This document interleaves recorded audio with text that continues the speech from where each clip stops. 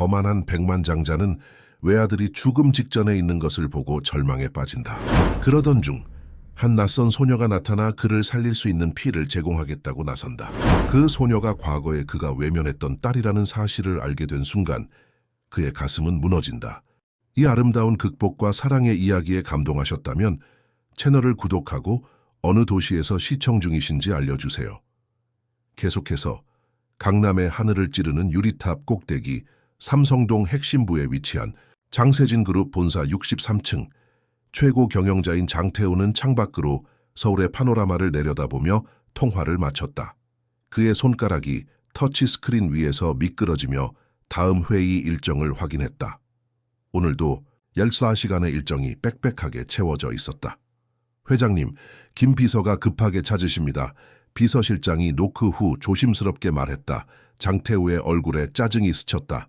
다음 회의까지 10분밖에 없는데 뭐가 그렇게 급해? 아드님 학교에서 온 전화라고 합니다. 긴급하다고 하며 장태우의 눈이 커졌다. 그의 유일한 아들 장준서. 평소라면 아들의 학교 행사쯤이야 비서에게 맡겼겠지만 무언가 다른 느낌이 등을 타고 올라왔다. 어서 연결해. 전화를 받자마자 울려 퍼진 목소리는 공포에 질려 있었다.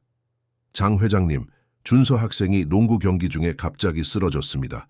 지금 서울대학교 병원으로 이송 중입니다. 상태가 매우 심각해 보입니다. 장태우의 손에서 전화기가 미끄러져 내릴 뻔했다. 그는 즉시 모든 회의를 취소하라고 지시한 후 엘리베이터로 달려갔다. 63층에서 지하 주차장까지 내려가는 동안 그의 머릿속에는 준서의 모습만이 맴돌았다. 17살, 강남 최고의 국제고등학교에서 장학생으로 공부하며 의대 진학을 꿈꾸던 아들. 차 안에서 그는 준서의 어머니에게 전화를 걸었다. 5년 전 이혼한 전 부인 윤소라는 지금 미국에서 패션 디자이너로 활동 중이었다. 소라야, 준서가 병원에 실려갔어. 지금 내가 가는 중이야. 전화기 너머로 소라의 숨이 멈추는 소리가 들렸다. 어떻게 된 거야? 준서가 왜? 자세한 건 나도 몰라. 학교에서 농구하다가 쓰러졌대. 서울대병원으로 가고 있어. 지금 바로 비행기 예약할게. 제발 준서 지켜줘. 교통체증에도 불구하고 운전기사는 어떻게든 30분 만에 병원에 도착했다. 장태우는 응급실로 뛰어 들어갔다. 저의 아들입니다. 장준서, 17살. 방금 도착했을 겁니다. 그의 목소리는 평소의 권위적인 톤이 아닌 공포에 질린 평범한 아버지의 목소리였다. 간호사가 그를 구석으로 안내했다. 의사 선생님이 곧 오실 겁니다. 지금 검사 중입니다. 20분이 지났을까 흰 가운을 입은 의사가 다가왔다. 장 회장님이시죠? 저는 담당의 김현우입니다. 아드님 상태가 생각보다 심각합니다. 일단 중환자실로 옮겼습니다. 무슨 병입니까? 어떻게 된 겁니까? 김 의사는 깊은 숨을 들이마셨다. 현재로서는 극히 희귀한 혈액 질환으로 보입니다. 기관 기능이 급속도로 저하되고 있어요. 정확한 진단을 위해 추가 검사가 필요하지만 가장 시급한 것은 수혈입니다. 수혈이요? 그럼 빨리 피를 구해야죠. 제가 헌혈할 수 있습니까? 문제는 아드님의 혈액형이 매우 특이하다는 겁니다. RH 눌리라는 혈액형인데 세계적으로도 극히 드문 사례입니다. 보통 황금 혈액이라고도 불리죠. 호환되는 혈액을 찾기가 매우 어렵습니다. 장태우는 그 자리에 주저앉을 뻔했다. 어떻게 그런 혈액형을 가질 수 있죠? 유전적인 요인입니다. 부모님 중 한 분이 보인자이거나 혹은 돌연변이일 수도 있습니다. 중요한 건 지금 당장 호환 가능한 혈액을 찾아야 한다는 겁니다. 그렇지 않으면 의사의 말이 끝나기도 전에 장태우는 전화기를 꺼내 들었다. 제 비서에게 연락해서 국내 모든 혈액은행에 연락하게 하겠습니다. 해외라도 찾아야 합니다. 비용은 문제되지 않습니다. 준서가 누워있는 중환자실로 들어가자 장태우의 가슴이 찢어지는 듯했다. 평소 활기차고 똑똑했던 아들은 이제 창백한 얼굴로 각종 의료 장비에 연결된 채 누워있었다. 그 모습이 너무 작고 연약해 보였다. 장태우는 아들의 손을 잡았다. 손가락이 얼음장처럼 차가웠다. 준서야, 아빠가 꼭 널 구해줄게. 약속할게. 그 순간 그는 지난 17년간 자신이 얼마나 아들에게 부족한 아버지였는지 깨달았다. 회사 일에 파묻혀 준서의 생일 파티에 빠졌던 날들, 학교 행사에 불참했던 순간들, 주말에도 출장을 가느라 함께하지 못했던 시간들, 모든 것이 물거품처럼 의미 없게 느껴졌다. 병원, 복도로 나와 장태우는 비서들에게 연락했다. 모든 일정을 무기한 연기해. 국내 모든 혈액은행에 연락해. RH-누 혈액형 재고를 확인해. 없으면 국제혈액은행 네트워크에 연락해. 일본, 미국, 유럽 어디든 상관없어. 전세기라도 띄워서 가져와. 그러나 몇 시간이 지나도 희망적인 소식은 들려오지 않았다. 국내 혈액은행에는 일치하는 혈액이 없었다. 보건복지부 장관까지 직접 나서서 도움을 약속했지만 시간은 계속 흘러갔다. 의사는 준서의 상태가 점점 악화되고 있다고 했다. 48시간 내에 수혈이 이루어지지 않으면 장태우는 인생에서 처음으로 완전한 무력감을 느꼈다. 그의 재산, 권력, 영향력 모두가 아들의 생명 앞에서는 무용지물이었다. 그는 병원 예배실에 들어가 무릎을 꿇었다. 평생 신을 믿지 않았던 그였지만 이제는 기적을 바랄 수밖에 없었다. 밤이 깊어갔다. 장태우는 준서의 병실 앞 의자에 앉아 잠들지 못했다. 그때 병원 복도 끝에서 소란이 들렸다. 안 돼요. 들어갈 수 없어요. 간호사의 목소리가 들렸다. 제발요, 제가 도울 수 있어요. 저도 그 혈액형이에요. 여자아이의 목소리였다. 장태우는 벌떡 일어나 소리가 나는 쪽으로 달려갔다. 그곳에는 허름한 옷을 입은 15살 정도로 보이는 소녀가 서 있었다. 마른 체구의 긴 머리는 단정치 않게 묶여 있었고 얼굴은 먼지와 땀으로 얼룩져 있었다. 무슨 일이죠? 장태우가 물었다. 소녀는 놀란 눈으로 그를 바라보았다. 제가 RH-누 혈액형이라고 들었어요. 여기 아픈 아이를 도울 수 있을 것 같아요. 장태우의 심장이 빠르게 뛰기 시작했다. 어떻게 알았지? 뉴스에서 봤어요. 강남 부자의 아들이 희귀 혈액이 필요하다고. 저는 어릴 때부터 제 혈액형이 특별하다는 걸 알고 있었어요. 엄마가 그렇게 말해줬거든요. 경비원이 다가와 소녀의 팔을 잡으려 했다. 이런 중요한 곳에 거짓말쟁이가... 잠깐만요. 장태우가 손을 들었다. 김 선생님, 이 아이의 혈액형을 검사해 주세요. 지금 당장. 의사들은 소녀의 말을 믿지 않았다. 하지만 장태우의 지시로 즉시 혈액 검사가 진행되었다. 소녀는 하정미라고 했다. 15살, 서울 구룡마을에서 홀로 살고 있다고 했다. 장태우는 그녀를 의심스러운 눈으로 바라보았다. 구룡마을은 강남구에 위치한 서울 최대의 빈민촌이었다. 장태우, 그룹이 개발하려던 부지 인근이기도 했다. 검사 결과가 나오려면 시간이 좀 걸립니다. 김 의사가 말했다. 기본적인 혈액형 검사는 빠르지만 RH-누 확인은 더 정밀한 검사가 필요해요. 장태우는 병원 대기실에서 초조하게 결과를 기다렸다. 하정민은 멀찍이 떨어진 의자에 앉아 손가락으로 무언가를 그리는 신용을 하고 있었다. 그의 시선이 소녀의 손에 머물렀다. 손톱 밑에는 먹물 같은 것이 묻어 있었고 손가락에는 작은 상처들이 여럿 있었다. 너 왜 여기 왔니? 장태우가 물었다. 정민은 잠시 망설이다 대답했다. 제가 도울 수 있다고 생각했어요. 엄마가 살아계실 때 제 혈액형이 세상에서 가장 희귀하다고 했거든요. 그래서 필요한 사람이 있으면 도와야 한다고. 어머니는 어디 계시니? 소녀의 눈에 슬픔이 스쳤다. 3년 전에 돌아가셨어요. 그 후로 혼자 살고 있어요. 장태우는 더 묻고 싶었지만 김 의사가 결과지를 들고 뛰어왔다. 믿기 힘들지만 맞습니다. 이 소녀의 혈액형은 RH-누입니다. 준서 군과 완벽히 일치합니다. 장태우의 눈이 커졌다. 기적이 일어난 것이다. 그는 믿을 수 없다는 듯 정미를 바라보았다. 소녀는 그저 조용히 앉아 있었다. 헌혈을 할 수 있겠니? 장태우가 물었다. 정미는 고개를 끄덕였다.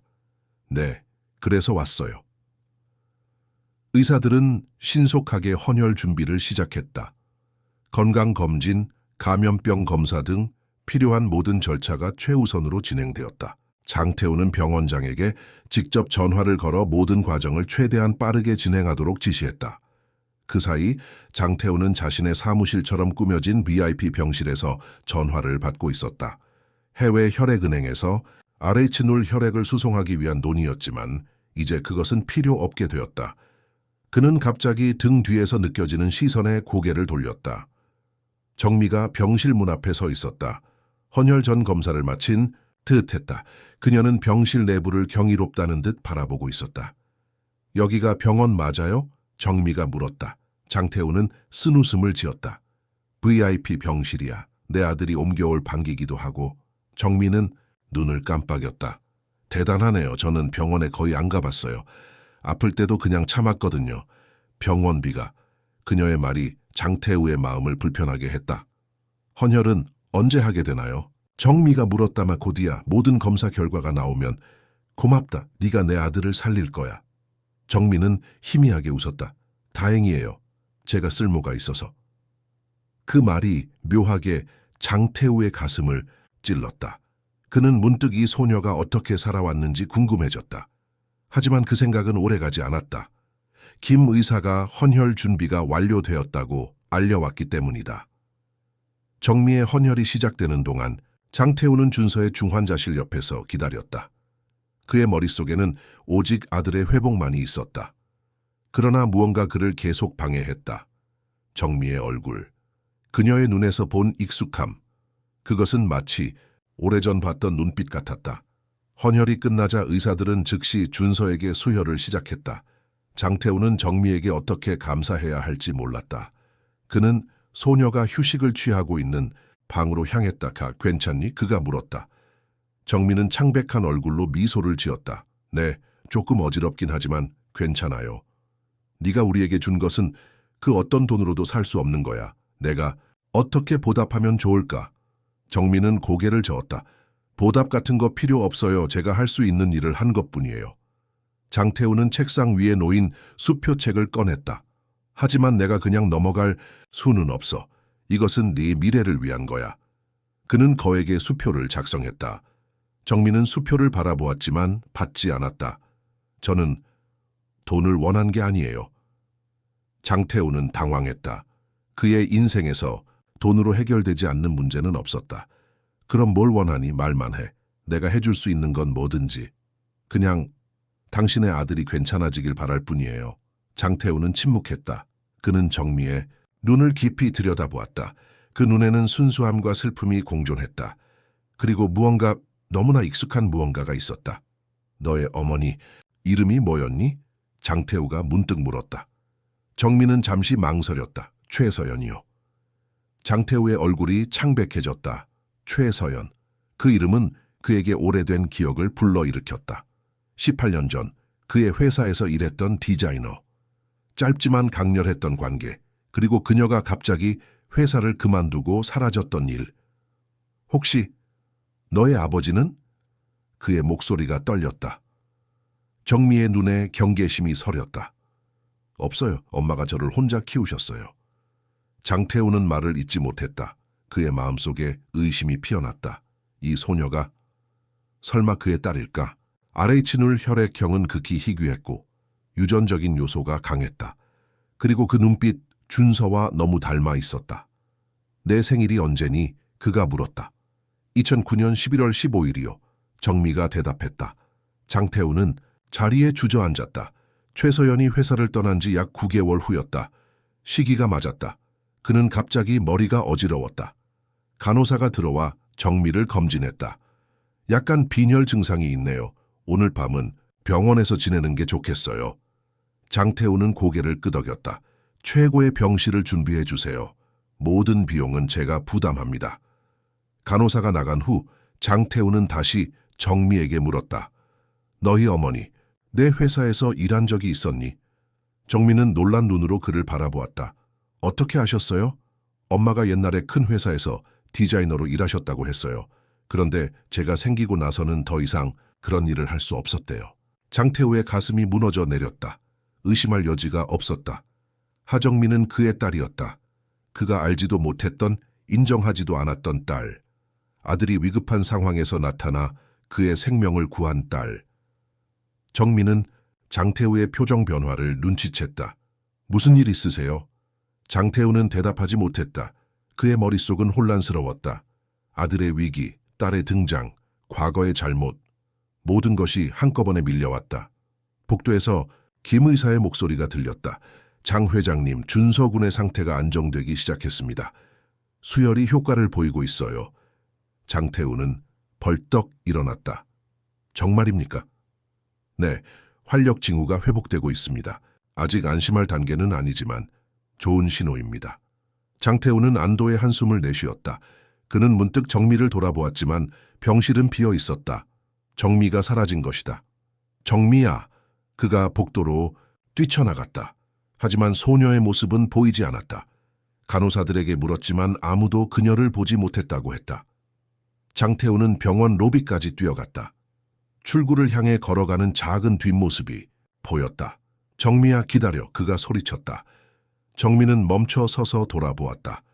아드님은 괜찮아지실 거예요. 제가 할 일은 끝났어요. 하지만 우리는 이제 막 시작이야. 네가 누구인지, 우리가 어떤 관계인지 알게 됐어. 정미의 눈이 커졌다. 무슨 말씀이세요? 그 순간 병원 입구로 택시 한 대가 들어왔다. 차에서 내린 여자는 윤소라, 준서의 어머니였다. 그녀는 놀란 눈으로 장태우와 정미를 번갈아 바라보았다. 태우, 준서는 어때? 그리고 이 아이는 누구니? 태우, 말해봐. 이 아이가 누구야? 소라가 다시 물었다. 장태우는 목이 메었다. 어떻게 설명해야 할지 몰랐다. 이 아이는 준서를 살린 사람이야. 우리가 찾던 RH 누 혈액형을 가진 기증자야. 소라는 안도의 한숨을 내쉬었다. 정말? 준서가 살았다고? 고마워요, 정말 고마워요. 그녀는 정미에게 다가가 두 손을 잡았다. 정미는 당황한 듯 고개를 숙였다. 별 말씀을요. 우리 아들을 구해줘서 어떻게 감사해야 할지 모르겠어요. 당신은 천사예요, 정말 천사. 정미는 윤소라의 손을 살짝 빼내며 뒤로 물러났다. 저는 이제 가봐야 해요. 장태우가 끼어들었다. 안 돼, 정미야. 너는 아직 쉬어야 해. 의사가 그랬잖아. 빈혈 증상이 있다고. 소라는 혼란스러운 표정으로 두 사람을 번갈아 보았다. 정미라고 했나요? 어디서 온 거예요? 장태우는 소라의 눈을 피했다. 구룡마을에서 왔어. 혼자 산다고 했어. 혼자요? 몇 살이에요? 15. 소라의 눈이 커졌다. 15살 아이가 혼자 살아요? 부모님은? 어머니는 돌아가셨고 장태우의 말이 흐려졌다. 소라는 정미를 안쓰럽게 바라보았다. 불쌍한 아이, 그럼 아버지는? 정미가 입을 열었다. 없어요. 제 아버지는 없어요. 소라는 충격받은 눈빛으로 정미를 바라보았다. 그럼 지금 어디서 지내고 있어요? 그냥 여기저기요. 장태우는 가슴이 찢어지는 느낌이었다. 그의 딸, 그가 모르는 사이에 자란 딸이 거리에서 떠돌며 살고 있었다. 그 생각만으로도 숨이 막혔다. 소라야, 준서를 먼저 봐. 나는 정미와 할 이야기가 있어. 소라는 의아한 표정을 지었지만 준서가 더 급하다는 생각에 고개를 끄덕였다. 알았어. 하지만 이 아이 어떻게 할 거야? 내가 알아서 할게. 소라가 중환자실로 향하자 장태우는 정미에게 조용히 말했다. 우리 좀 이야기할까, 카페에서. 병원 내 카페는 한적했다. 늦은 시간이라 손님도 거의 없었다. 장태우는 정미에게 핫초코와 샌드위치를 주문해 주었다. 정미는 처음에는 망설이다가 배고픔을 이기지 못하고 샌드위치를 먹기 시작했다. 천천히 먹어. 더 필요하면 말해. 장태우가 말했다. 정미는 고개를 끄덕였다. 그녀의 먹는 모습을 보니 제대로 된 식사를 한 지 오래된 것 같았다. 정미야, 내 어머니에 대해 더 이야기해 줄 수 있을까? 장태우가 조심스럽게 물었다. 정미는 잠시 망설이다 대답했다. 엄마는 정말 예쁘고 착한 분이셨어요. 항상 웃으셨죠, 힘들 때도. 디자이너는 걸 정말 좋아하셨어요. 집에서도 항상 뭔가를 그리셨죠. 그림 그리는 걸 좋아했구나. 너도 그런 것 같던데. 정미의 눈이 반짝였다.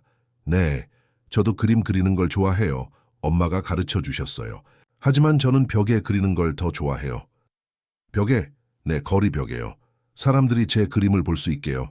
물론 불법이지만. 그녀의 목소리가 작아졌다. 장태우는 미소를 지었다. 그래피티 아티스트구나. 뭐라고 불러도 상관없어요. 그냥 제 마음을 표현하는 방법이에요. 네, 어머니, 내 대해 뭐라고 말씀하셨니? 정미의 표정이 굳어졌다. 별로 많이 말씀하지 않으셨어요. 그냥 제 아버지는 중요한 사람이라고, 우리 같은 사람들과는 다른 세상에 살고 있다고 하셨어요. 장태우의 가슴이 쿵 내려앉았다. 혹시 내 이름을 언급하신 적이 있어? 정민은 고개를 저었다. 아니요 하지만 그녀는 잠시 망설였다. 하지만 엄마 일기장에서 봤어요. 엄마가 돌아가시고 나서 그녀의 물건들을 정리하다가 발견했어요. 거기에 태우라는 이름이 있었어요. 장태우는 숨을 깊이 들이마셨다. 정미야, 내가 네 아버지일 수도 있어. 정민은 놀라지 않은 것 같았다. 알아요. 제가 여기 온 이유죠. 뭐라고? 엄마가 돌아가시기 전에 말씀하셨어요. 제 혈액형이 매우 특별하다고, 그건 아버지로부터 받은 거라고. 그리고 언젠가 그 특별한 혈액이 필요한 사람이 있을 거라고 오늘 뉴스에서 장준서의 이야기를 들었을 때 저는 알았어요. 그가 제 이복 형제라는 걸. 장태우는 충격을 받았다. 그런데 왜 말하지 않았어? 정민은 어깨를 으쓱했다. 중요하지 않았으니까요. 저는 그저 도우러 왔을 뿐이에요. 당신이 제 아버지인지 아닌지는 중요하지 않아요. 장태우는 마음이 아팠다. 이 소녀가 그의 딸이라는 사실을 알면서도 그저 도움을 주고 사라지려 했다니. 그는 정미의 손을 잡았다. 정미야, 미안해. 내가 이 모든 시간 동안 내 곁에 있지 못해서. 정미는 손을 빼며 자리에서 일어났다. 사과할 필요 없어요. 저는 당신에게 아무것도 바라지 않아요. 이제 아드님은 괜찮을 거예요. 저는 가봐야 해요. 어디로 가려고? 이제 밤이 늦었어. 병원에서 하룻밤 머물러 내일 우리가 이야기를... 정민은 고개를 저었다. 저는 제 세계로 돌아가야 해요. 당신도 당신의 세계로 돌아가세요. 모두가 행복할 거예요. 장태우는 일어나 정미의 팔을 잡았다. 안 돼, 넌 내 딸이야. 이제 알았는데 그냥 보낼 수 없어. 정미의 눈에 분노가 일었다. 15년 동안은 괜찮았으면서 이제 와서 아버지 노릇을 하시겠다고요? 필요 없어요. 저는 혼자서도 잘 살았어요. 정미야, 제발. 나도 너에 대해 몰랐어. 네 어머니가 임신한 사실을 말하지 않았어. 그럴 만한 이유가 있었겠죠. 정미의 목소리는 차가웠다. 장태우는 자신이 과거에 어떤 사람이었는지 생각했다. 출세만을 위해 달리던 젊은 사업가. 최서영과의 관계도 진지하게 생각하지 않았었다. 그녀가 회사를 떠났을 때도 크게 신경 쓰지 않았다. 내 말이 맞아. 내가 그때는 좋은 사람이 아니었어. 하지만 지금은 달라. 제발 기회를 줘. 정민은 잠시 망설이는 듯했다. 그때 의사가 카페로 들어왔다. 장 회장님, 준서 군이 의식을 찾았습니다. 지금 부인분이 함께 계십니다. 장태우의 얼굴에 기쁨이 번졌다. 정말요? 준서가 깨어났어? 네, 아직 약하지만 의식은 명료합니다. 기적 같은 회복세를 보이고 있어요. 장태우는 정미를 바라보았다. 네가 준서를 살렸어. 함께 가서 만나볼래? 정미는 주저했다. 저 괜찮을까요? 당연하지. 넌 그의 누나야. 정미의 눈이 커졌다. 그녀는 처음으로 진심 어린 미소를 지었다. 누나. 중환자실로 향하는 길에 장태우는 정미에게 말했다. 우리는 DNA 검사를 해야 할 거야. 확실히 하기 위해서. 정미는 고개를 끄덕였다. 네, 당연히 그래야죠. 중환자실 문 앞에서 장태우는 잠시 멈췄다. 솔에게 아직 진실을 말하지 않았어. 시간이 필요할 거야. 이해해요. 저는 그냥 인사만 하고 갈게요. 아니, 넌 머물러야 해. 우리 가족의 일원으로. 정민은 대답하지 않았다. 그들이 병실에 들어가자 소라는 놀란 눈으로 바라보았다. 준서는 산소 마스크를 쓴 채 누워 있었지만 눈은 열려 있었다. 준서야, 이리 와봐. 내게 소개할 사람이 있어. 장태우가 정미에게 손짓했다. 정미는 조심스럽게 병상 앞으로 다가갔다. 안녕. 나는 정미아씨. 준서는 약한 미소를 지었다. 그는 산소 마스크를 잠시 내리며 작은 목소리로 말했다. 너 날 도와준 사람이구나. 정미는 고개를 끄덕였다. 별거 아니야. 고마워. 준서의 눈에 눈물이 고였다. 네가 없었다면 난 이제 괜찮을 거야. 정미가 말했다. 준서는 정미의 손을 잡았다. 두 사람의 손이 만나는 순간 장태우는 무언가 강한 연결감을 느꼈다. 피해 유대감. 그들은 모르지만 형제였다. 소라는 의아한 표정으로 장태우를 바라보았다. 태우, 이 아이 정말 누구야? 장태우는 깊은 숨을 들이마셨다. 언젠가는 진실을 말해야 했다. 하지만 지금은 아니었다. 준서를 구해준 천사야. 그리고 앞으로 우리와 함께 지낼 거야. 소라의 눈이 커졌다. 뭐라고? 어떻게? 이 아이는 갈 곳이 없어. 부모도 없고 내가 책임져야 해. 소라는 잠시 망설이다 정미를 바라보았다. 정말 그러고 싶니? 우리와 함께 지내는 게. 정미는 대답하지 못했다. 그녀의 눈에는 혼란스러움이 가득했다. 이 모든 상황이 너무 빠르게 전개되고 있었다. 준서가 다시 말했다. 같이 있어줘. 너랑 더 이야기하고 싶어. 정미의 눈에 눈물이 고였다. 그녀는 무언가 말하려다 그만두고 갑자기 방을 뛰쳐나갔다. 정미야, 장태우가 소리쳤다. 소라는 혼란스러운 표정으로 남편을 바라보았다. 대체 무슨 일이야? 그 아이는 왜 그러는 거야? 장태우는 대답 대신 정미를 쫓아 복도로 뛰어나갔다. 하지만 정미의 모습은 보이지 않았다. 그는 로비, 주차장, 병원 주변을 모두 뒤졌지만 정미는 이미 사라진 후였다. 병원 앞 벤치에 지친 채 앉아있는 장태우에게 김 의사가 다가왔다. 장 회장님, 이거 정미 양이 남겼어요. 의사는 작은 종이 쪽지를 건넸다. 장태우는 떨리는 손으로 쪽지를 펼쳤다. 준서가 건강해져서 다행이에요. 저는 이제 갈게요. 걱정하지 마세요. 저는 항상 잘 지냈으니까요. 하지만 이제 당신이 제 아버지라는 걸 알게 되어 기뻐요. 언젠가 다시 만나게 될지도 모르겠네요. 정미. 쪽지 아래에는 작은 그림이 그려져 있었다. 세 사람이 손을 잡고 있는 단순한 스케치였다. 장태우의 눈에서 눈물이 흘러내렸다. 그는 지금까지 자신이 어떤 아버지였는지 생각했다. 준서에게도, 그리고 이제 알게 된 정미에게도. 그는 두 아이 모두에게 빚을 지고 있었다. 정미야, 반드시 너를 찾을게. 그는 밤하늘을 바라보며 속삭였다. 다음 날 아침 장태우는 병원 옆 호텔 스위트룸에서 눈을 떴다. 그는 밤새 잠을 이루지 못했다. 준서의 상태는 기적적으로 호전되고 있었지만 정미를 찾지 못한 것이 그를 괴롭혔다. 그는 샤워를 하고 옷을 갈아입은 후 바로 비서에게 전화했다. 김 비서, 최서연이라는 여성에 대한 모든 정보를 찾아봐. 약 18년 전 우리 회사 디자인팀에서 일했어.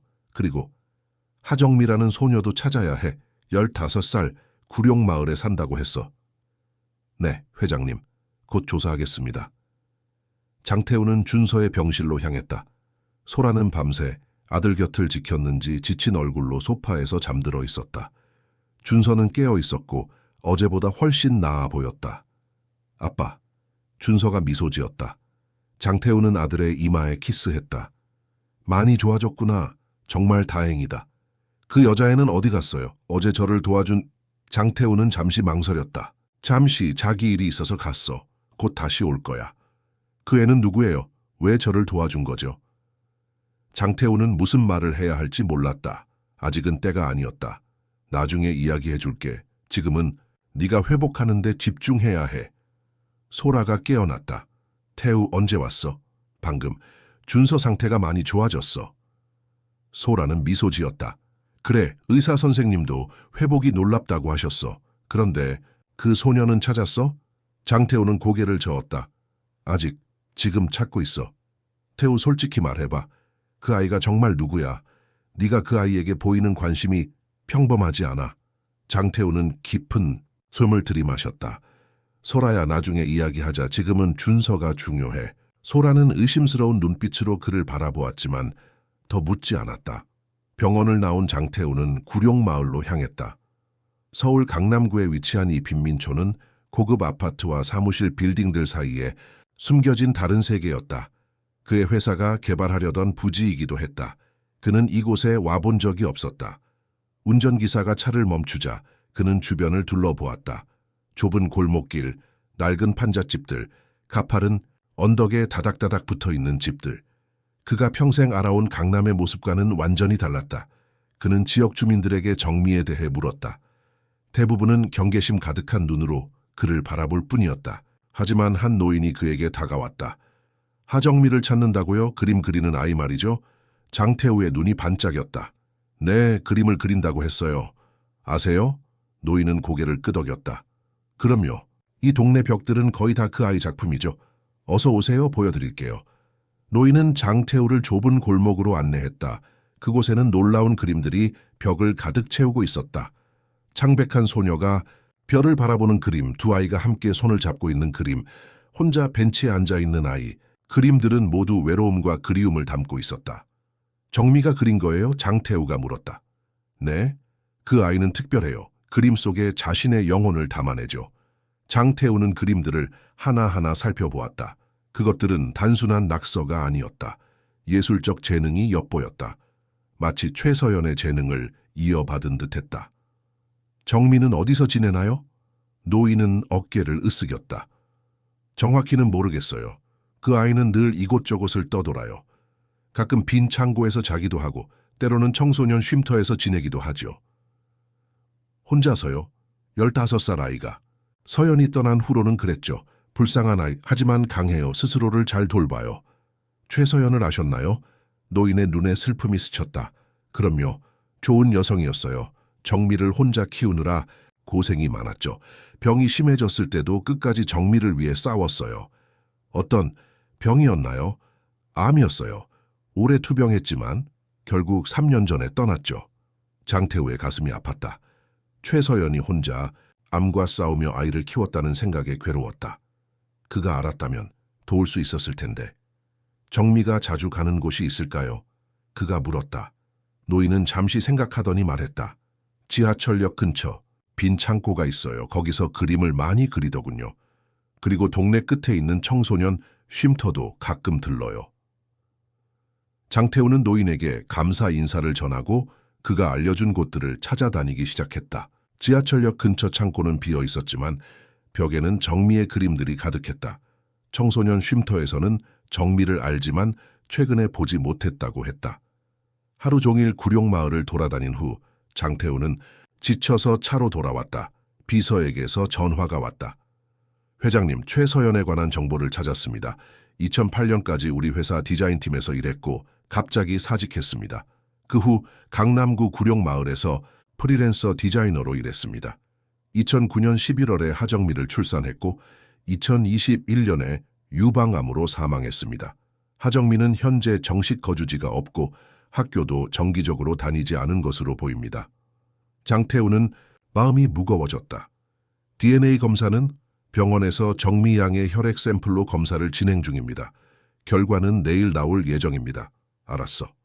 정미를 계속 찾아. 차 안에서 그는 잠시 눈을 감았다. 피로와 죄책감이 그를 덮쳤다. 최서연과 정미, 그들의 삶을 생각하니 가슴이 아팠다. 그들이 겪었을 어려움, 그가 알지도 못했던 그들의 고통. 전화벨이 울렸다. 소라였다. 태우, 어디야? 준서가 너를 찾고 있어. 구룡마을에 있어. 정미를 찾고 있었어. 그 아이를 왜 그렇게 찾는 거야? 태우, 뭔가 이상해. 제발 솔직하게 말해줘. 장태우는 깊은 숨을 들이마셨다. 소라야, 정미는 내 딸일 수도 있어. 전화기 너머로 침묵이 흘렀다. 뭐라고? 이 소라의 목소리가 떨렸다. 확실한 건 아니야. 내일 DNA 검사 결과가 나와. 하지만 정황상 그럴 가능성이 높아. 그녀의 어머니는 우리가 만나기 전에 내 회사에서 일했던 여성이야. 그런데 왜 지금 나타났지? 왜 하필 준서가 아플 때? 우연이 아닐지도 모르겠어. 정미의 어머니가 그녀에게 특별한 혈액형을 가졌다고 말했대.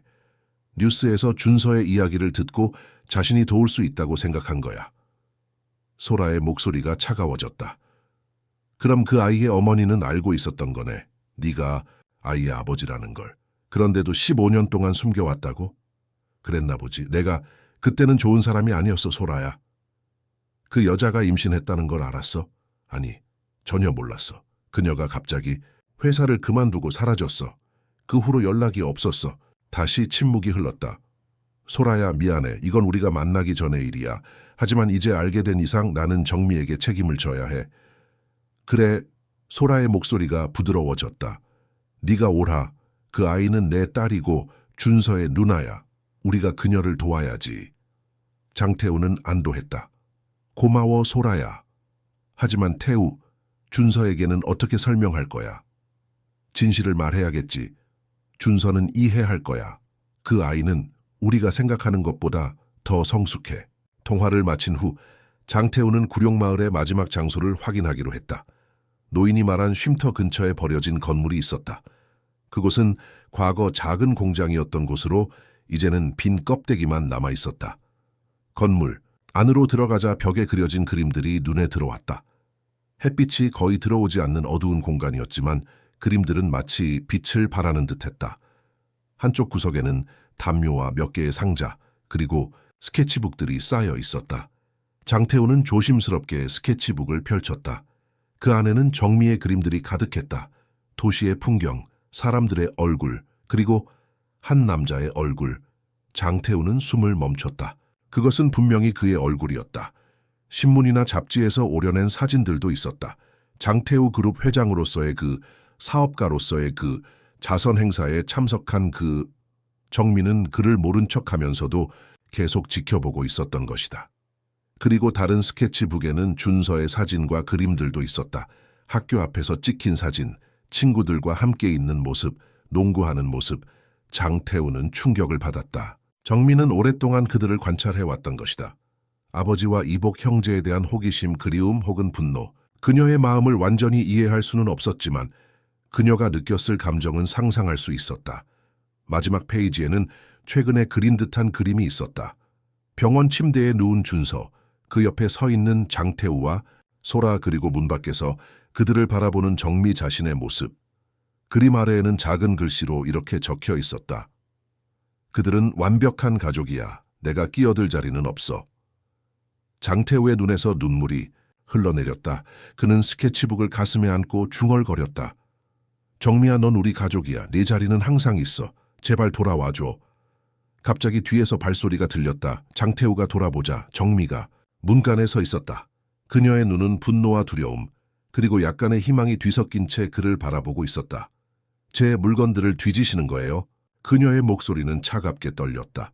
정미야. 장태우는 스케치북을 내려놓으며 천천히 일어섰다. 정미는 여전히 문간에 서서 경계하는 눈빛으로 그를 바라보았다. 왜 여기 오셨어요? 제가 병원에서 말했잖아요. 더 이상 필요한 거 없다고. 네가 필요해, 정미야. 네가 우리 가족에게 필요해. 정미는 쓴웃음을 지었다. 갑자기요? 15년 동안은 괜찮았으면서. 내가 몰랐어. 정말로 몰랐어. 내 어머니가 임신 사실을 말하지 않았어. 알았다면 달라졌을까요? 정미의 목소리에는 의심이 가득했다. 장태우는 진실을 말하기로 했다. 솔직히 모르겠다. 그때의 나라면 책임을 졌을지 확신할 수 없어. 하지만 지금의 나는 달라. 너를 찾고 싶어. 아버지가 되고 싶어. 정미는 천천히 방 안으로 들어왔다. 저는 아버지가 필요 없어요. 지금까지 잘 지냈으니까요. 이곳에서 혼자 장태우가 주변을 둘러보았다.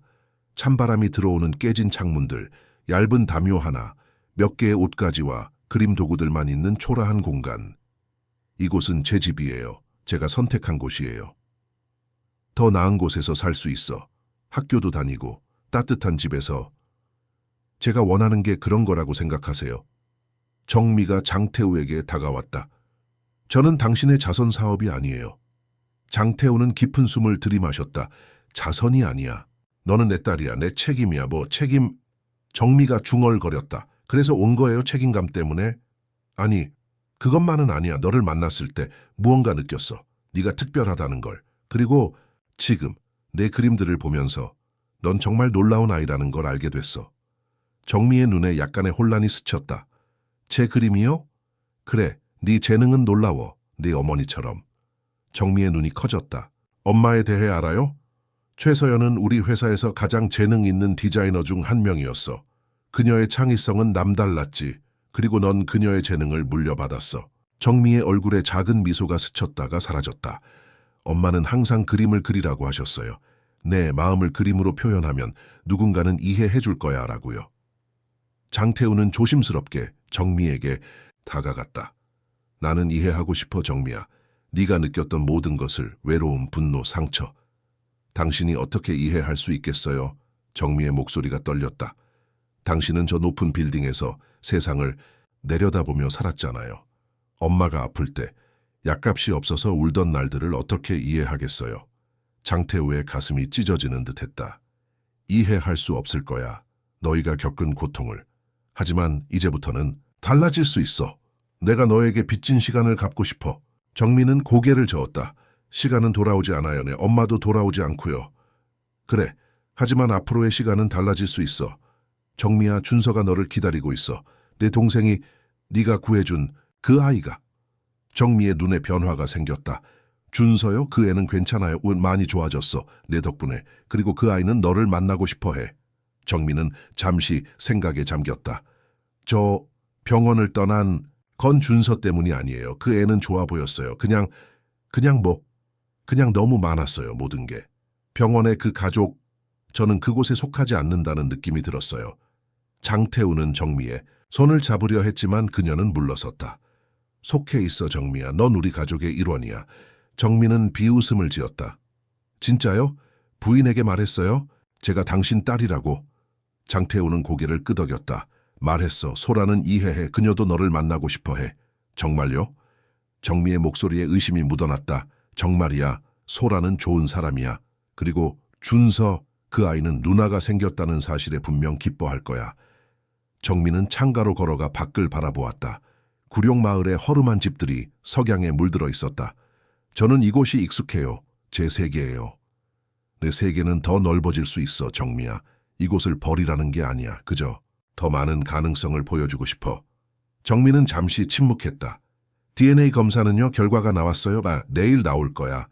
하지만 이미 알고 있잖아. 그렇지? 우리는 부녀지간이야. 정미는 천천히 고개를 끄덕였다. 엄마가 돌아가시기 전에 말씀하셨어요. 제 아버지가 누구인지. 그래서 준서의 이야기를 들었을 때 알았어요.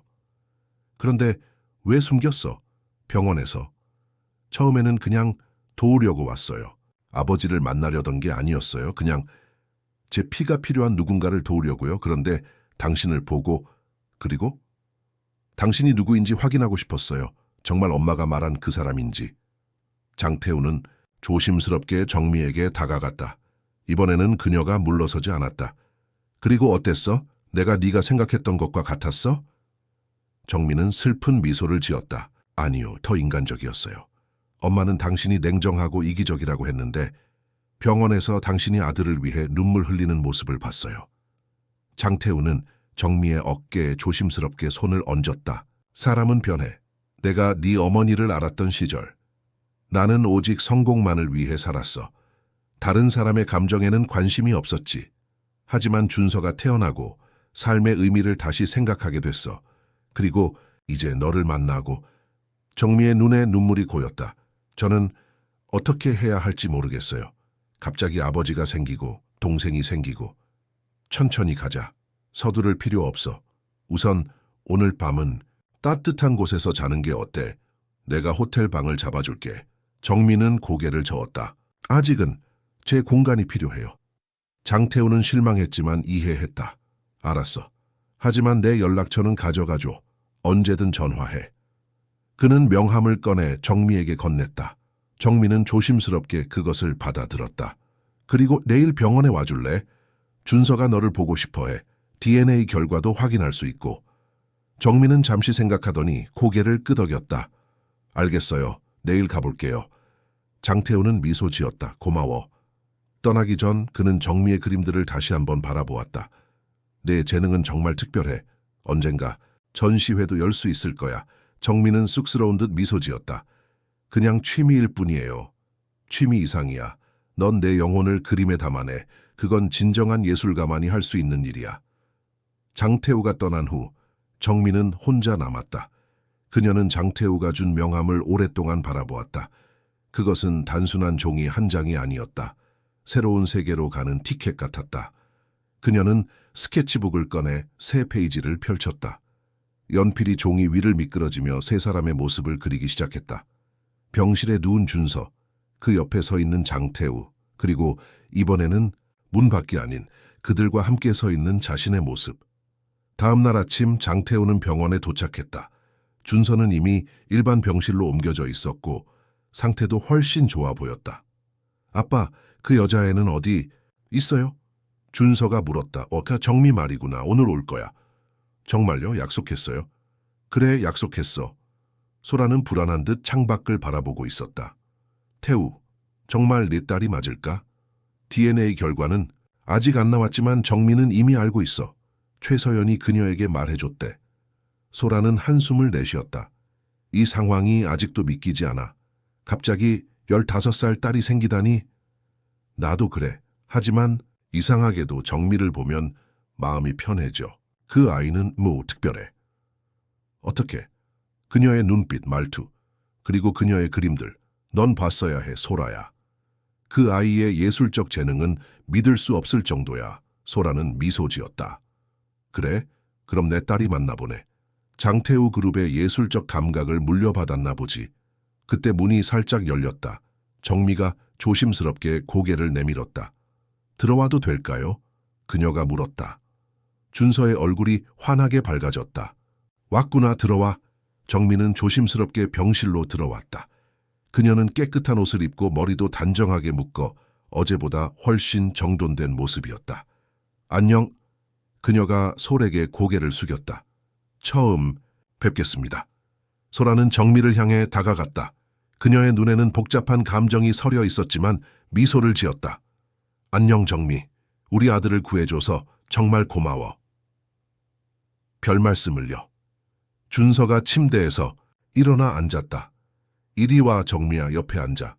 정미는 조심스럽게 준서의 침대 옆에 앉았다. 그녀는 준서의 얼굴을 유심히 살펴보았다. 많이 좋아졌네. 응, 내 덕분이야. 네 피가 날 살렸대. 정미는 미소 지었다. 다행이다. 우리 혹시 진짜 남매일까? 준서가 갑자기 물었다. 정미는 놀란 눈으로 장태우를 바라보았다. 장태우가 설명했다. 준서에게 이야기했어. 모든 진실을.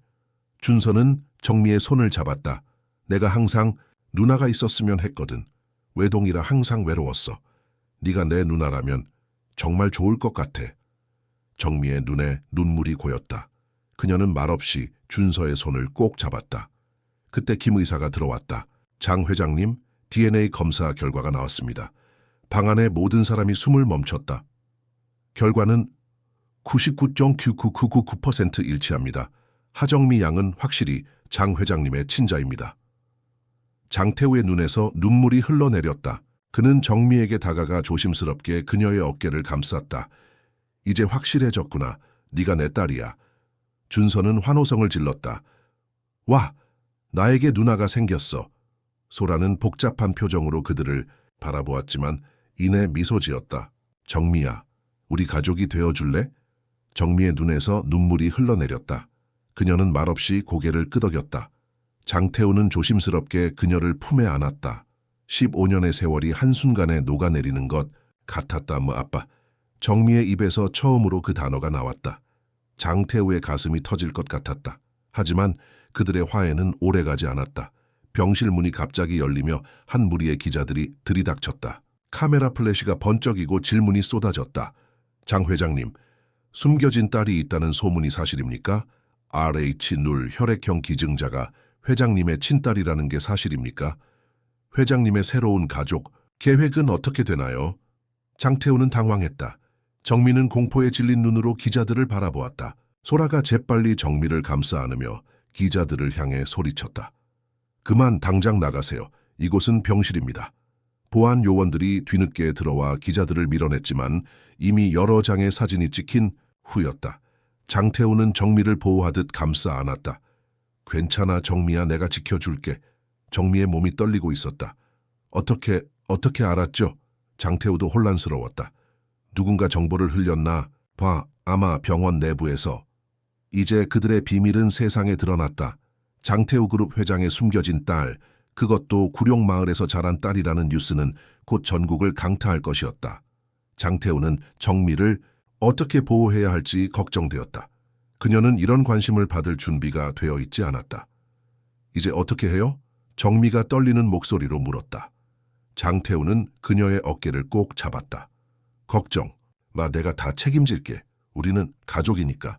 다음 날 아침 전국의 모든 뉴스 헤드라인은 같았다. 장태우 그룹 회장, 15년간 숨겨온 딸 발견. 빈민촌에서 자란 재벌가 딸, 이복 동생 살리기 위해 나타나.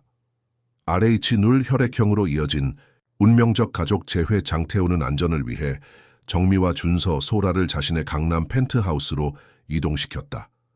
기자들은 이미 병원과 구룡마을을 점령한 상태였다. 장태우 그룹 본사 앞에도 취재진이 몰려들었다. 정미는 펜트하우스의 넓은 창문 앞에 서서 서울 정영을 내려다보고 있었다. 63층에서 바라보는 도시는 그녀가 알던 세상과는 완전히 달랐다. 아래로는 구룡마을도 보였다. 작고 낡은 집들이 모여있는 그곳은 이곳에서 보면 너무나 작아 보였다. 어때? 경치가 마음에 들어? 장태우가 다가와 물었다. 정민은 고개를 끄덕였다. 신기해요. 이렇게 높은 곳에서 살면 어떤 기분일까 궁금했거든요. 이제 알게 될 거야. 정민은 그를 돌아보았다. 정말 여기서 살아야 하나요? 당분간은. 밖은 지금 너무 혼란스러워. 기자들이 너를 괴롭힐 거야. 정민은 한숨을 내쉬었다. 저 때문에 큰 소동이 났네요. 내 잘못이 아니야. 내 잘못이지. 준서가 휠체어를 밀며 거실로 들어왔다. 그는 퇴원했지만 아직 완전히 회복되지는 않았다. 누나, 내 방 좀 보여줄게. 엄청 멋져. 정민은 미소 지었다. 준서는 그녀를 만난 순간부터 누나라고 부르며 형제애를 보여주었다. 처음에는 어색했지만 정미도 점점 그 호칭에 익숙해지고 있었다. 좋아, 보여줘. 준서는 신이 나서 자신의 방으로 정미를 안내했다. 넓은 침실에는 최신 게임 콘솔과 컴퓨터, 농구 트로피들이 즐비했다. 이건 내가 중학교 때 받은 거야. 그리고 이건 작년에. 정민은 준서의 설명을 들으며 미소 지었다. 그녀는 처음으로 동생이 무엇인지 느끼고 있었다. 누나도 방이 필요하지? 아빠가 옆방을 너를 위해 준비하고 있어. 그래? 안 그래도 됐는데. 당연히 필요하지. 이제 우리 가족이잖아. 가족. 그 단어가 정미의 마음을 따뜻하게 했다. 그녀는 오랫동안 혼자였다. 엄마가 돌아가신 후로는 더더욱. 이제 갑자기 아버지와 동생, 그리고 사실상의 새어머니까지 모든 것이 꿈만 같았다. 소라가 그들에게 다가왔다. 점심 먹을래? 요리사가 준비해놨어. 정민은 여전히 소라 앞에서 어색함을 느꼈다. 소라는 표면적으로는 그녀를 받아들였지만 정민은 그녀의 눈에서 복잡한 감정을 읽을 수 있었다. 식탁에 앉자 정민은 준비된 음식들을 보고 놀랐다. 다양한 요리들이 고급 식기에 담겨 있었다. 그녀는 이런 식사를 해본 적이 없었다. 많이 먹어, 정미야. 장태우가 권했다. 정민은 조심스럽게 음식을 맛보았다. 맛있어요. 소라가 말했다. 정미야, 오늘 오후에 쇼핑을 가야 할 것 같아. 필요한 물건들을 사야지. 제 물건들은 구룡마을에 있어요. 그건 나중에 가져오자. 우선은 새 옷과 학용품, 그리고 네 방을 꾸밀 물건들이 필요해. 정민은 망설였다. 괜찮아요. 필요한 건 별로 없어요. 베이스. 장태우가 끼어들었다. 정미야, 이제 새 삶을 시작하는 거야. 필요한 건 뭐든지 가져야 해. 정민은 반박하지 않았지만 불편한 기색이 역력했다. 식사 후 장태우는 서재로 향했다. 소라가 그를 따라갔다. 태우, 우리 이야기 좀 해야겠어. 소라가 문을 닫으며 말했다. 무슨 일이야? 정미에 대해서, 그 아이의 미래를 어떻게 계획하고 있어? 장태우는 한숨을 내쉬었다. 아직 구체적으로 생각해보지 못했어. 일단은 학교에 보내고 그게 쉬울 것 같아? 정민은 지금까지 정규 교육을 제대로 받지 못했어. 갑자기 명문학교에 보내면 적응할 수 있을까? 과외, 교사를 붙여서 따라잡게 할 수 있어. 그것뿐만이 아니야, 태우. 그 아이는 완전히 다른 세계에서 살아왔어. 우리의 생활 방식, 사회적 규범, 기대, 모든 게 다르다고. 장태우는 책상에 기대 앉았다. 알아. 하지만 정민은 똑똑해. 적응할 수 있을 거야. 적응이 문제가 아니야. 그 아이가 진정으로 원하는 게 뭔지 생각해 봤어. 어쩌면 그 아이는 이런 삶을 원하지 않을 수도 있어. 장태우는 놀란 표정을 지었다. 무슨 말이야? 누가 이런 삶을 원하지 않겠어? 소라는 고개를 저었다. 정민은 자유롭게 살아왔어. 거리에서 그림을 그리고 자신만의 방식으로 세상을 표현하면서. 그런 아이에게 갑자기 예의범절과 사회적 지위에 맞는 행동을 강요한다면? 강요하지 않아. 나는 그저 그녀에게 더 나은 기회를 주고 싶을 뿐이야. 그건 네가 생각하는 더 나은 기회야, 태우. 정미에게는 다를 수 있어. 장태우는 생각에 잠겼다. 소라의 말이 일리가 있었다. 그는 자신의 관점에서만 생각하고 있었다. 그럼 어떻게 해야 할까? 정미에게 물어봐. 그 아이가 원하는 게 뭔지. 그리고 우리가 어떻게 그 꿈을 지원할 수 있는지 함께 생각해보자. 장태우는 고개를 끄덕였다. 네, 말이 맞아. 고마워, 소라야. 서재를 나와 거실로 향하던 그들은 준서의 방에서 들려오는 웃음소리를 들었다. 문을 살짝 열어보니 준서와 정미가 게임을 하며 즐거워하고 있었다. 이렇게 하는 거야, 누나. 안 돼. 다시 졌어. 정미는 웃으며 게임 컨트롤러를 흔들었다. 내가 또 이겼네. 네가 가르쳐준 대로 했을 뿐인데. 누나 진짜 빨리 배우는구나. 이번엔 다른 게임 해볼까? 장태우와 소라는 미소를 교환했다. 아이들이 이렇게 빨리 친해질 줄은 예상하지 못했다. 그때 장태우의 전화가 울렸다. 회사 비서였다. 회장님, 긴급 이사회가 소집되었습니다. 정미 양에 관한 언론 보도로 주가가 출렁이고 있어 이사들이 대책 마련을 요구하고 있습니다. 장태우는 한숨을 내쉬었다. 알았어, 곧 가겠다. 전화를 끊고 솔에게 말했다. 회사에 다녀와야 할 것 같아. 이사회가 소집됐어. 정미 때문에 뭐 그래. 주가가 흔들리고 있대. 소라는 걱정스러운 표정을 지었다. 빨리 해결하고 와. 오늘 오후에 정미와 쇼핑 가기로 했잖아. 그래, 최대한 빨리 돌아올게. 장태우가 떠난 후 소라는 정미를 거실로 불렀다. 정미야, 잠깐 이야기 좀 할까? 정미는 조심스럽게 소파에 앉았다. 네.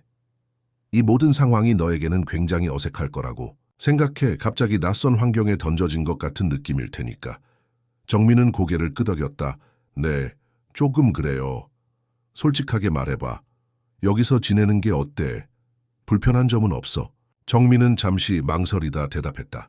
모든 게 너무 크고 완벽해요. 제가 여기 있으면 뭔가 더럽혀질 것 같은 느낌이에요. 소라의 눈이 슬픔으로 가득 찼다. 정미야, 그런 생각은 하지 마. 넌 이 집의 일원이야. 장태우의 딸이고 준서의 누나야군. 하지만 저는 준비가 안 됐어요. 이런 삶을 위한 준비가 안 됐다고요. 무엇을 원하는지 말해봐, 정미야. 정말로 원하는 것. 정미는 창밖을 바라보았다. 저는 그림을 그리고 싶어요. 자유롭게. 제 방식대로 세상을 표현하고 싶어요. 그리고 엄마가 묻힌 곳에 가까이 있고 싶어요. 소라는 정미의 손을 잡았다. 그런 것들은 모두 가능해, 정미야. 우리는 너의 꿈을 막으려는 게 아니야. 오히려 지원하고 싶어.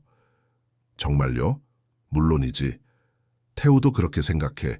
그는 단지 너에게 기회를 주고 싶을 뿐이야. 정미는 미소 지었다. 감사합니다, 어머니. 소라는 놀란 표정을 지었다가 이내 눈물을 글썽겼다. 어머니라고 부르지 않아도 돼, 정미야. 소라 이모라고 불러도 좋아. 아니요, 저는 어머니라고 부르고 싶어요. 괜찮다면요. 소라는 정미를 포옹했다. 물론이지. 그때 준서가 거실로 들어왔다. 뭐해? 나도 껴줘. 세 사람은 함께 웃었다. 그것은 정미에게 오랜만에 느껴보는 가족의 온기였다. 오후가 되어 장태우가 돌아왔을 때 그는 심각한 표정이었다. 무슨 일 있어? 소라가 물었다. 이사회에서 문제가 있었어. 어떤 문제? 장태우는 깊은 숨을 들이마셨다. 일부 이사들이 정미의 존재가 회사 이미지에 부정적인 영향을 미친다고 주장해. 특히 그녀의 배경, 구룡마을 출신이라는 점이 문제가 된다는 거야. 소라는 분노했다. 말도 안 돼. 어떻게 그런 말을 기다려. 더 심각한 문제가 있어. 구룡마을 개발 프로젝트. 개발 프로젝트? 그래. 우리 회사가 진행 중인 구룡마을 재개발 사업이야. 주민들을 강제로 이주시키는 문제로 이미 논란이 많았는데 이제 내 딸이 그곳 출신이라는 사실이 알려져 더 복잡해졌어. 소라의 얼굴이 창백해졌다. 정미가 살던 곳을 네 회사가... 그래, 내가 몰랐어. 자세한 사업 내용까지 다 파악하지 못했어. 그럼 이제 어떻게 해? 장태우는 단호하게 말했다. 프로젝트를 재검토할 거야. 주민들의 권리를 최대한 보장하는 방향으로. 이사회가 동의할까? 내가 설득할 거야. 그게 옳은 일이니까. 그때 정미가 거실로 들어왔다. 그녀는 장태우와 소라의 심각한 표정을 보고 멈춰섰다. 무슨 일 있어요? 장태우와 소라는 서로를 바라보았다. 장태우가 먼저 입을 열었다. 정미야, 앉아볼래? 이야기할 게 있어. 정미는 조심스럽게 소파에 앉았다. 무슨 일이에요? 제가 뭐 잘못했어요? 아니, 전혀. 너는 아무 잘못도 없어. 단지 우리 회사가 구룡마을 개발 프로젝트를 진행 중이라는 사실을 알아야 할 것 같아. 정미의 눈이 커졌다. 개발 프로젝트요? 그러니까 구룡마을을 없애는 거죠? 재개발이야. 더 나은 주거 환경을 만드는. 정미가 자리에서 벌떡 일어났다. 그건 거짓말이에요. 저는 알아요. 재개발은 항상 가난한 사람들을 쫓아내는 핑계일 뿐이에요. 엄마도 그렇게 말했어요. 우리가 살던 곳도 그렇게 쫓겨난 적이 있다고요. 장태우는 충격을 받았다. 정미야, 진정해. 나는 이제 그 프로젝트를 재검토할 거야. 주민들의 권리를 존중하는 방향으로. 당신은 몰라요. 그곳은 제 집이에요. 제 친구들이 사는 곳이고 제가 그림 그리던 벽들이 있는 곳이에요. 그리고 엄마의 추억이 있는 곳이에요. 정미의 눈에서 눈물이 흘러내렸다. 장태우는 그녀에게 다가가려 했지만 정미는 뒤로 물러섰다. 만지지 마요. 당신은 결국 다른 사람들과 같아요. 돈과 권력만 중요한 사람.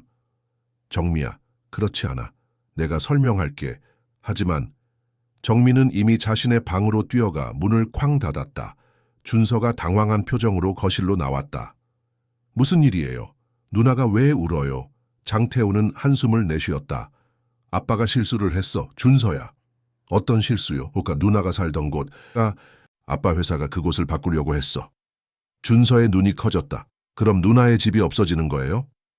그렇게 되지 않도록 할게, 준서야. 약속할게. 소라가 말했다. 난 정미에게 가볼게. 소라가 정미의 방문을 조심스럽게 두드렸다. 정미야, 들어가도 될까?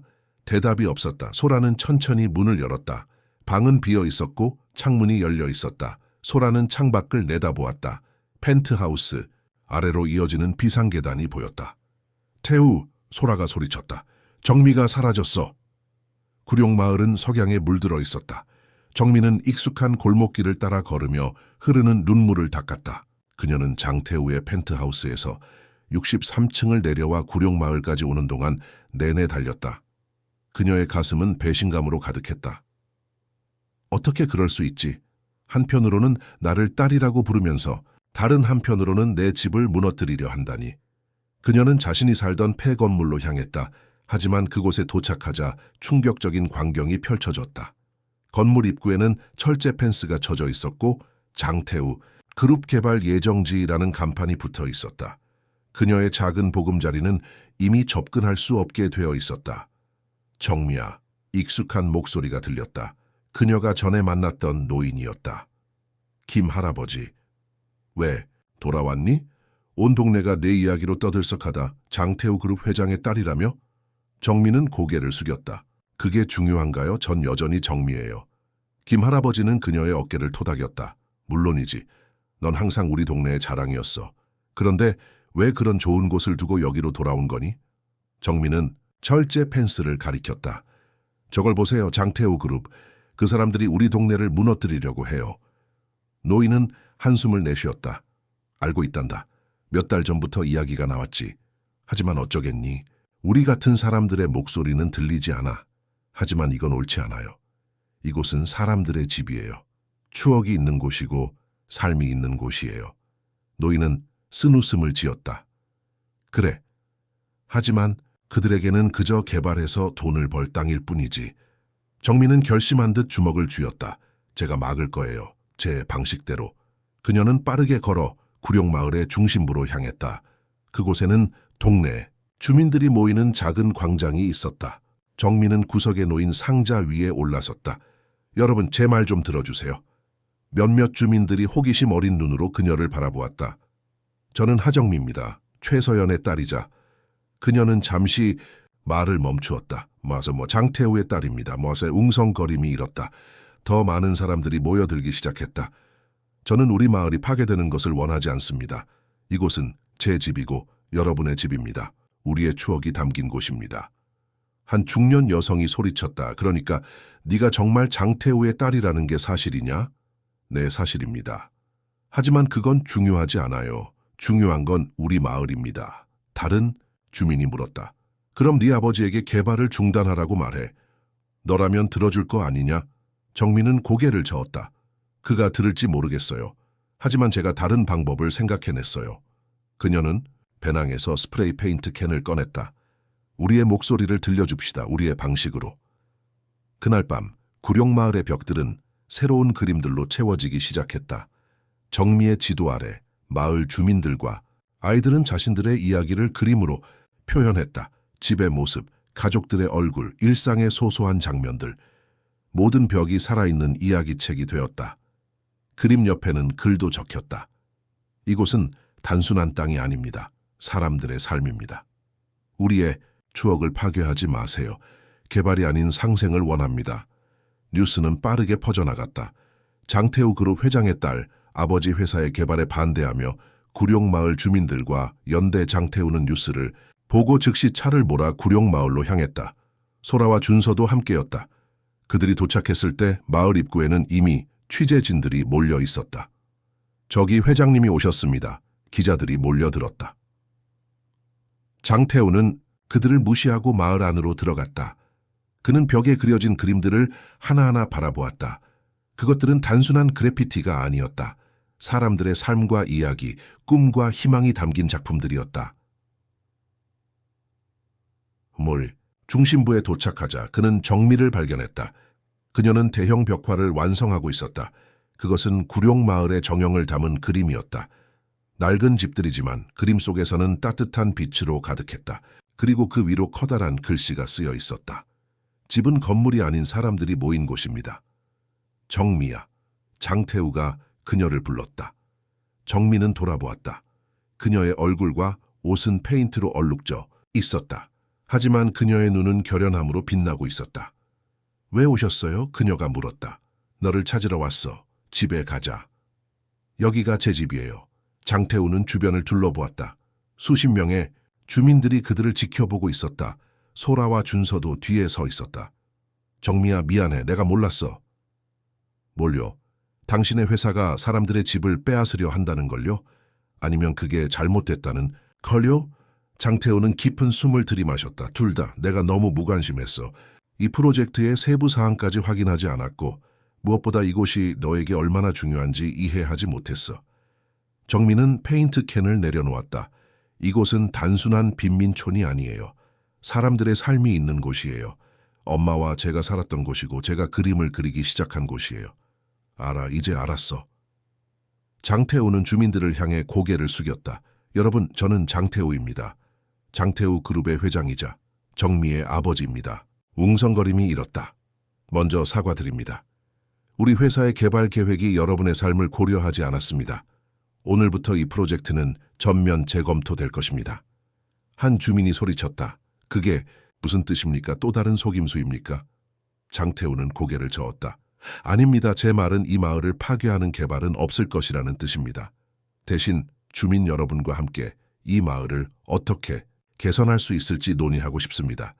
강제 이주 없이 여러분의 권리를 존중하면서. 다른 주민이 물었다. 그걸 어떻게 믿을 수 있습니까? 장태우는 정미를 바라보았다. 제 딸이 보증인이 될 것입니다. 그녀는 여러분의 편에 서 있고 저도 그녀의 편에 서겠습니다. 정미의 눈이 커졌다. 그녀는 장태우의 진심을 느낄 수 있었다. 장태우는 계속해서 말했다. 우리 회사는 구룡마을 주민협의체와 함께 새로운 계획을 수립할 것입니다. 그리고 정미가 제안한 대로 이 벽화들은 보존될 것입니다. 이곳의 역사와 문화는 존중받아야 합니다. 주민들 사이에서 작은 박수 소리가 일기 시작했다. 장태우는 정미에게 다가갔다. 용서해 줄 수 있을까? 정미는 잠시 망설이다 고개를 끄덕였다. 진심이세요. 진심이야. 네가 내게 가르쳐준 거야, 정미야. 진정한 가치가 무엇인지. 정미의 눈에 눈물이 고였다. 장태우는 조심스럽게 그녀를 안았다. 그의 비싼 양복이 페인트로 얼룩졌지만 그는 신경 쓰지 않았다. 준서가 그들에게 달려왔다. 누나, 내 그림들 정말 멋있어. 정미는 웃으며 준서를 안았다. 고마워, 준서야. 소라도 다가와 정미의 손을 잡았다. 정미야, 네가 옳았어. 우리가 몰랐던 세계를 보여줘서 고마워. 장태우는 주변을 둘러보았다. 그림으로 가득한 벽들, 희망을 되찾은 주민들의 얼굴, 그리고 그의 가족, 이 모든 것이 그에게 새로운 시각을 주었다. 정미야, 너는 우리 가족과 함께 살고 싶니? 아니면 여기서 계속 살고 싶니? 정미는 생각에 잠겼다. 솔직히 둘 다요. 이곳은 제 뿌리고 여기 사람들은 제 가족이에요.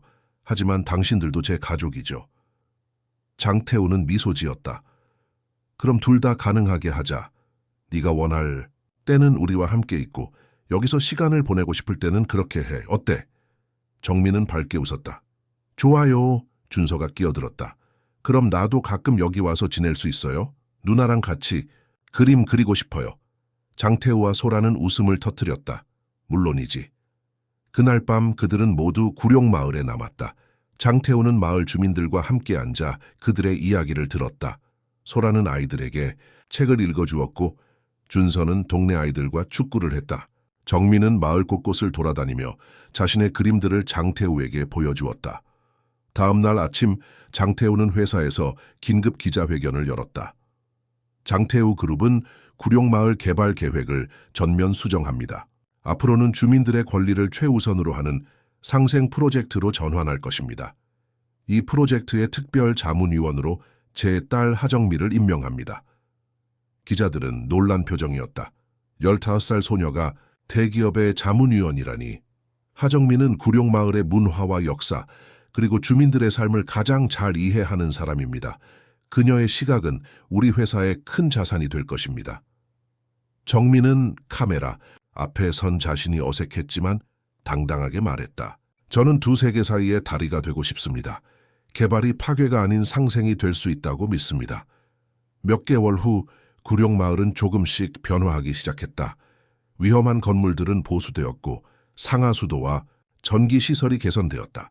하지만 마을의 본질은 그대로 유지되었다.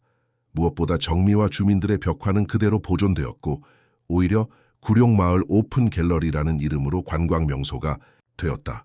정민은 강남의 명문 학교에 다니면서도 주말마다 구룡마을로 돌아와 그림 수업을 열었다. 준서도 종종 함께했다. 그는 누나의 예술적 재능을 존경했고 자신도 그림을 배우기 시작했다소라는 구룡마을의 작은 도서관을 열었다. 그녀는 자신의 패션 디자인 경험을 살려 마을 여성들에게 바느질과 디자인을 가르쳤다. 그것은 최서연에 대한 그녀만의 존경의 표시였다. 장태우는 회사의 방향을 조금씩 바꿔나갔다. 상생이라는 가치가 장태우 그룹의 새로운 모토가 되었다. 그는 더 이상 단순히 이윤만을 추구하지 않았다.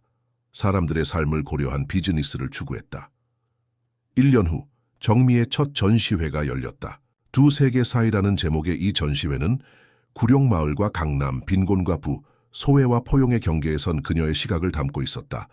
개막식 날 장태우, 소라, 준서뿐만 아니라 구룡마을 주민들도 함께했다. 전시회의 중심에는 특별한 그림이 있었다. 병원 침대에 누운 소년과 그 옆에 서 있는 소녀, 그리고 그들을 바라보는 부모의 모습. 그림 아래에는 이렇게 적혀 있었다. 피해, 인연은 우연일 수 있지만 진정한 가족은 선택입니다. 장태우는 그 그림 앞에 서서 눈물을 흘렸다. 그는 정미의 손을 꼭 잡았다. 고마워, 정미야. 네가 우리 가족에게 가져다준 모든 것에 감사해. 정미는 미소 지었다. 아니에요, 아빠, 제가 감사해요. 저에게 두 세계를 모두 보여주셔서. 준서가 끼어들었다. 누나, 이제 뭐 할 거야? 대학은 어디 갈 거야? 정미는 웃었다. 아직 모르겠어. 하지만 어디를 가든 그림은 계속 그릴 거야. 그리고 구룡마을도 잊지 않을 거고. 소라는 정미의 어깨를 감쌌다. 넌 무엇이든 할 수 있어, 정미야. 너는 이미 많은 것을 변화시켰으니까. 그들은 함께 전시장을 돌아보았다. 각각의 그림은 정미의 여정을 보여주고 있었다. 외로움에서 소속감으로, 분노에서 이해로, 상처에서 치유로. 마지막 그림은 구룡마을과 강남의 스카이라인이 함께 있는 풍경이었다. 두 세계는 더 이상 분리되어 있지 않았다. 그들 사이에는 다리가 놓여 있었고 그 다리 위에는 네 사람이 손을 잡고 서 있었다. 우리 가족이네, 준서가 말했다. 정민은 고개를 끄덕였다. 그래, 우리 가족이야. 그녀는 창밖을 바라보았다. 서울의 밤하늘에 별들이 빛나고 있었다. 그녀는 어머니가 보고 있을 거라고 생각했다. 엄마가 자랑스러워할 모습을. 엄마, 저 이제 혼자가 아니에요. 가족이 생겼어요. 그리고 행복해요. 바람이 그녀의 머리카락을 살짝 흔들었다. 마치 어머니의 손길 같았다. 장태우가 다가와 정미의 어깨에 팔을 둘렀다. 뭐 생각하고 쌈 있어? 정미는 미소 지었다. 그냥 감사하고 있었어요. 모든 것에. 우리가 감사해야지. 넌 우리에게 기적을 가져다 주었으니까. 정미는 고개를 저었다. 기적은 아니에요. 그냥 인연이죠. 피보다 진한 인연. 그들은 함께 별이 빛나는 하늘을 바라보았다. 두 세계가 만나 하나가 된 그 순간 모든 것이 완벽하게 느껴졌다.